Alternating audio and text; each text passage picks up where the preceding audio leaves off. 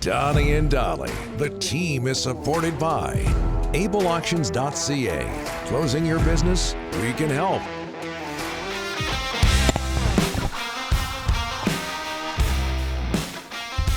It is Wednesday, and all of our guests today are brought to you by Able Auctions, ableauctions.ca. Canucks give up 4 goals in the first period last night at Rogers Arena. They lose in heartbreaking fashion as they came back to tie the game 5-5, and they lose in the final minute of regulation 6-5. Final score for the Devils over the Canucks. Joining us now to talk about that, Sportsnet 650 Canucks analyst, 11 seasons with the Canucks, number 36 in your lucky number program, Jannik Hansen. How are you, sir? I'm good. Thank you for having me. Your takeaway from last night's game, Jannik?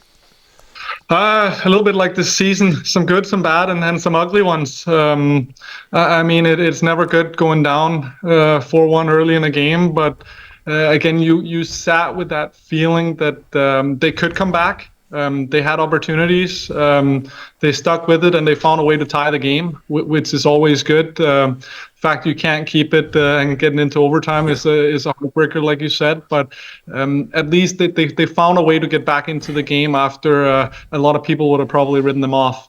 Hey, Jannik, Canucks they've lost 6 of 10 after starting the season, 12-3-1. Things haven't been the same lately. What are you seeing? What differences are you seeing versus the start? They're playing 500 hockey right now. I think for the last month it's win one, lose one. And again, they started at a torn pace. I don't think anybody would have expected them to continue that in any way. So some regression, come back down to earth a little bit, if you will. At the beginning of the season, we started talking about, okay, are we going to be able to beat the Nationals, the St. Louis, the Calgary, those teams around the bubble? All of a sudden, they started out, like you said, really well. And now we're talking about the statement games. Oh, how are we going to match up against Vegas, Colorado, Rangers, Boston when that comes to that? So again, the conversation shifted a little bit here in Vancouver from just like, okay, let's just hang in and see what we can do to how do we match up against the best. So like you said, in standings, it looks pretty good, but those statement games against the top tier in the leagues haven't looked that good.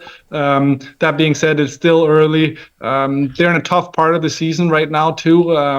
I think they're just coming off 12 games or 14 games in 12 different cities or something like that. So you're traveling, you're in and out. Fatigue is probably hidden a little bit. Everybody knows December and January, those are tough months to play in, dark days of the NHL. Don't get me wrong, it's nice to play in the NHL, but it is hard to play these months because it's the adrenaline from the beginning of the season is wearing off. You can't see a playoff picture or anything like that, and games are coming fast and furious. Injuries are creeping in. So again, they aren't playing as well, but that cushion they got early there is allowing them to be okay for a little while playing 500 hockey. Well, Jannik, Kuzmenko took the city by storm last year, 39 goals, but this year, 4 goals, 23 games. But the reason he's in the coach's doghouse is play without the puck.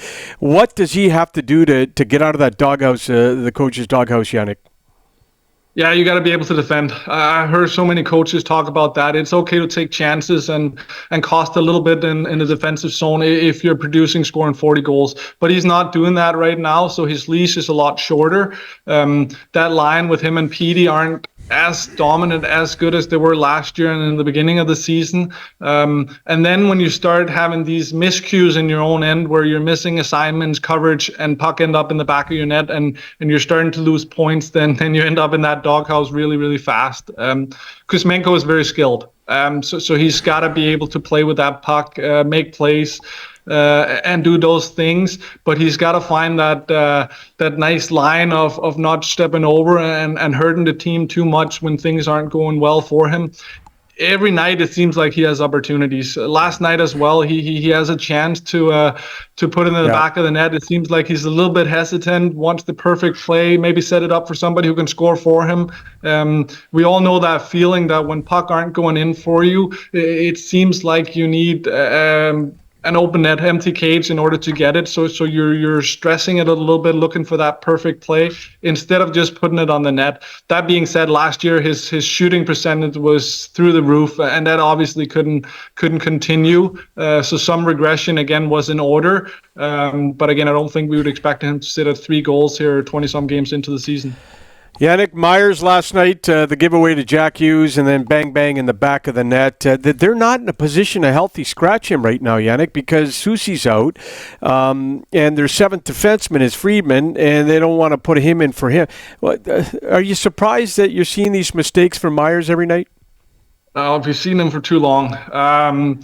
When he was sheltered in that 5th role, when Soucy was healthy, they kind of dialed his ice time back. That was when he was at his best. Sheltered minutes against bottom oppositions. Now we saw it last night. Giveaway to Hughes. He gets walked right before the 6-5 goal as well. I know the puck bounces on him, but for some reason it just happens to him more often.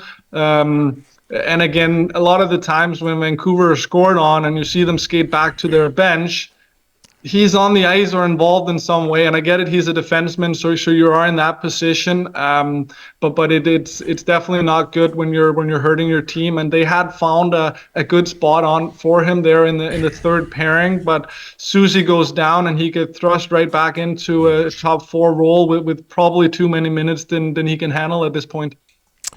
What do you think the Canucks need to add, Jannik, in order to get to that next level and win those landmark games?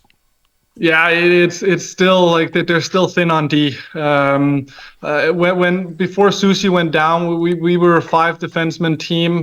Myers the 5th one when he was playing well. Soucy goes down now. All of a sudden, it's 3.5. So the defense is still a sore spot. They did a tremendous job this offseason. I'll be honest with that. Ian Cole and Soucy came in, and then they corrected so many of those brain farts we saw last year. Penalty killing in the beginning of the season was half decent, but now it's trending in the wrong direction. So it is again that the defensive side is where we still end up getting hurt too much. This team can score, and they can score in bunches. Yep. But again, you got to find a way to keep the puck out of your net when Demko aren't playing at a Vesny caliber goalie as well. Because that being said, they had a great record early, but he was playing lights out. Last night, a little more iffy, maybe a couple of them he wants back. That's where you need that defensive lockdown, so he's not seeing too many breakaways, too many 2-on-1s, 3-on-2s, odd man rushes. I get it, Devils is a very, very fast, skilled team. And again, Vancouver want to be a fast and skilled team, but there's a step up to that upper echelon in the NHL where those fast and very skilled teams are playing at right now. And we just saw one of those teams, and we saw what that could do when you're caught a little bit flat-footed. Before I let you go, Jannik, he's an Adams candidate, Jack Adams candidate. Do you like what you hear from Rick Tocchet as a head coach so far? Yeah, I do. It seems like that. I wouldn't call it respect, because I think they had respect for Travis and Bruce Boudreau as well. But again, he's got them playing the right way. He's holding them accountable in a way we didn't see earlier in terms of cutting back ice time, cutting out power play, healthy scratching, and all these things. So they're buying in. Again, he's very honest with them, especially through the media. So I'm assuming he's like that in the room too. You guys know him better as a player as before my time when I came over here. But again, it seems like he's very, very straightforward in what he wants and how he wants his team to play. So he definitely got them dialed in a different way that neither Green or Bruce Boudreau were able to do. Jannik, what do you mean we know him better as a player? Are you saying that we're older than you? Yeah, come on. Is that what you're saying?